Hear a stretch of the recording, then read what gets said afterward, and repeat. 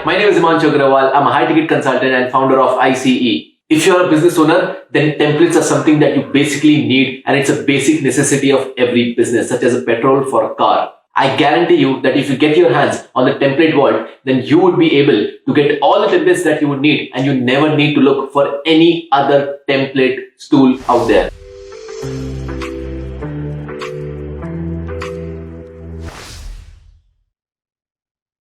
Hello, everyone. Welcome to Bonded Boundaries Open Talk, and my name is Fatima Tinwala. Today, we have a very special and interesting guest, and one of the most awaited guests on my Open Talks. And it's super interesting. It's going to be a super interesting Open Talk because he's a social media influencer. He is impacting so many people's lives. He's a 23-year-old college dropout who is now a founder of a 4 crore valuation company, less than 27 months. He is an inspiration. He also has his own company called Internet Coaching Empire, where there are so many people are inspired and growing their business through him. He is a sales expert. He also helps coaches. He helps coaches, consultants, and service providers to grow in an inorganic way, not spending money on their ads, and that's phenomenal. And reaching a capital of 1 lakh per month. So please welcome Himanshu Agrawal. Hi, Himanshu. A very warm welcome on my Open Talk. Thank you so much, Fatima. Thank you for having me over here. It's an immense pleasure to connect with you and understand your journey of entrepreneurship, that you're empowering other people, and it's a fantastic thing you're doing. I'm so impressed with the work you're doing with people and in your community, especially. Himanshu, what are the stress busters, since you're doing so many things in your life, and what is a stress buster about you? How you go about with that? If you look at stress, the word stress comes from a place of where you are doing a thing which you don't like, and that's why the stress is created. There's two things: there's stress and there's pressure, right? Stress is where you are doing a thing and you don't like it, right? And that is creating stress. But stress can be also positive. Think about something where you were stressful, but you were loving the work, right? For example, Right. You were taking a girl first time on the date, you were stressful, you were on pressure, you were doing everything, but you still like that thing, right? So now it's a journey that is taking you to grow yourself, right? So I don't think it as stress, because I'm doing the thing that I love. And if you ask me to take a webinar right now, if you ask me to consult my students right now, if you ask me to give a coaching call right now, I'm okay with that, because I love that work. And if you ask me 3 a.m., I'm okay with that. So the stress becomes pressure, and that is what you like, because pressure gives you growth and pushes you towards new things. Wow, so well put. Lovely. So what are your few bad habits that you would like to change? One of the habits I have is to be an extremist. So I try to go on the extreme ends, and till that, until unless I've exhausted something, I don't leave that thing, which is sometimes good and sometimes bad. So for example, if you see chess, I've been playing chess from past 7 years, 8 years. I have a business to run, and I can quit chess and do that, but I'm not able to do that, because I want to completely exhaust my mind of the game and be so good that now I know I've mastered it. Same as with business. I'm doing business for a long time, but the reason I'm not bored with this is because I've not exhausted it. So I'm a personality who would like to exhaust things like fully to the capacity. And once I've done that, then I move to the next thing, or I don't move to the next thing. So that's one of the bad habits I have. I think so. That needs to be improved, because if I do so continuously, then it can become a problem. I can do into overeating, oversleeping, all these things will also happen, because I'm going to the exhaust mode. Another one I would have, I have bad eating rituals. So I don't eat on time. I don't do anything like that. Just to give you a look, I'm having my sandwich over here, which is from past half an hour sitting like that, and I'm not eating it. I have bad eating rituals. Thirdly, I get bored easily. Once I crack something, I get bored and I leave that thing. So that's not a good thing. When I think of you, I only think of speed. Whenever I think of Himanshu, I always think as Himanshu is speed, because I'm a part of your community and I know what tremendous amount of good work you're doing for everybody and for us. Thank you so much for coming on my Open Talk. And there are a lot of questions still I want to ask you. Himanshu, this journey of starting this course as ICE, who has been your inspiration? The inspiration was a struggling business owner, and the struggling business owner was no one but my father. So I have never seen, like a normal lower middle class also family has a kid which is enjoying ice cream, enjoying that, and having a good bachpana and good adulthood. But I was never able to have that, and due to that lack of thing, I was like, I want to help business owners make more money. And the moment that more thing came into my mind, I was like, good, good. And then I joined a business coach. He was in Indore only. And I joined a business coach. And I was getting trained under a business coach. I was helping him grow his business because I knew if I can help the business coach, he will impact more business owners and my work is done. So good. Okay. I was doing that. And when I was doing that, something more struck me because I was like, this knowledge that he's providing is so immense that if all the people in India get this knowledge, can literally change the economy of India.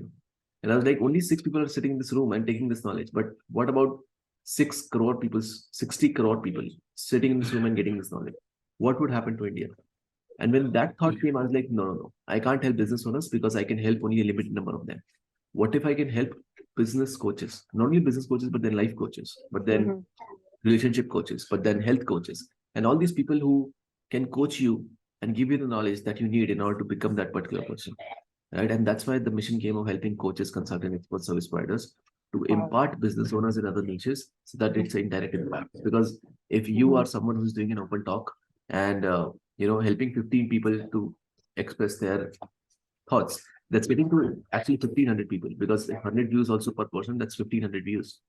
And I would have been an indirect coincidence of those 1,500 views because you were someone who got the idea, who got the inspiration and did the work. So now imagine people like you who were in thousands. Now that creates a real movement. And that's why the $5 trillion economy came as a vision. Yeah, thank you so much. Himanshu, there's a thought, like, I've always heard people saying that paise ko kheenchta hai. But a person in your case, in your ads, you always say if you have 0 to 6 steps to 6 figures, what is this? Like, is it really true? And how you go about doing that? So when people say paisa paise ko kheenchta hai, absolutely true. Absolutely true. But it's partial. It's a partial saying. The real saying is paisa paise ko kheenchta hai agar aap mein skills hai to. Okay. Right. So you may have 100 rupees in your pocket, and I can give 100 rupees to 2 people. Let's say I give 100 rupees to a salesman, and I give 100 rupees to a normal kid. The normal kid would go out there and spend his 100 rupees on chocolates and shit and all of that. If I give 100 rupees to a salesman, this is what he'll do. He'll do a mobile recharge and start calling to a directory and start selling something and make that 100 to 1,000 rupees. Ab paisa paise ko khicha, but skills ke saath. If you think I'll have 2 crore rupees and I can make 20 crores from that, you're bullshit wrong. I give you 20, can you convert it to 200? Yes or no? If no, you can't convert 20 crores to 200 crores. As simple as that. Impressive. Very nice. Himanshu, as a child, did you vision that when you grow up, you're going to be a multimillionaire or something like that? Did you have a vision from childhood that, you want to become rich and all that? Was that, or it was after your age in your teens that you imagined something like this that you will come up with right now, what you're doing?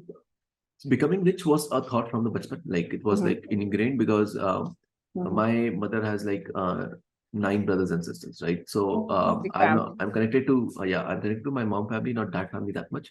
And when I was even as a kid going over there, my mom is the poorest in all of them, right? Yeah. So when I used to go over there, I'm like, these kids have this. This is how it looks like. You can have a jacuzzi bath, you can have a swimming pool in your house, and all of these things. So at that side of the family, I used to see all of these things, and I was like, why don't we have this every single day? Because when I used to have the summer vacation, I used to go over there for 2 months, 1 month, and love the experience. I'm like, wow, what if the whole year becomes like this? So that's why the rich thing came. And the millionaire and billionaire, I didn't knew these terms and all of that. But when the things started to progress, they started to confine into a particular thing that, I want to become really, really, really wealthy. And that's how it moved forward. Is there any special quote in your life that you remember that is always inspiring you to grow and let others also grow with you? I would not say there's particular quotes that keep me move forward.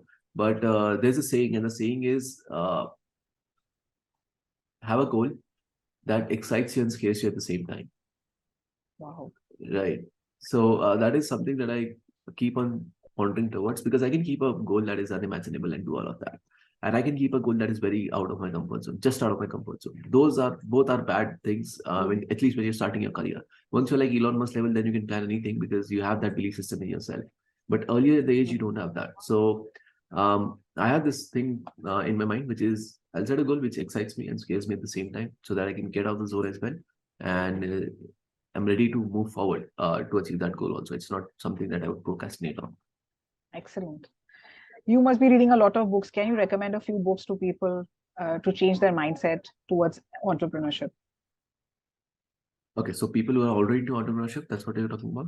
Yeah, no, if they want to become an entrepreneur, if they are like, Want they to were become doing an jobs, entrepreneur. yeah, if they're doing jobs and now they want to switch to become entrepreneurs, what books would you recommend that will change their mindset? Okay, so if you are someone into a working professional or into jobs and want to come into entrepreneurship, the first book would be 0 to 1 by Okay. Peter Thiel. Wow. The second book would be Almanac of Naval Ravikant, because that is a clear distinction between making time on money, making money on time, and making money on leverage. So the problem Okay. with working professional and job people is they don't understand leverage. That's the second book, Almanac of Naval Ravikant. And the third book I would say is to read anything that shows you per hour income. So any book on sales, any book like Rich Dad Poor Dad types, where you are able to understand how money is actually created, right? So that whenever you choose the entrepreneurship path, you choose the correct one and not some blindly false guru ka saying. Mm. Thank you so much. We had a lovely insights from you, and wish you all the very best in the mission you have owning. I think it's that about $1 trillion economy, right? That is your mission. Yes, $5 trillion economy. Wow, that's amazing. Wish you all the very best, and God bless you. And of course, your community grows and expands the way you have a vision for them. I pray for that. And thank you so much for coming on my open talk. I'm Thank you so so much, privileged. Fatima. Thank you for having me here. Yeah, God bless you. Thank you.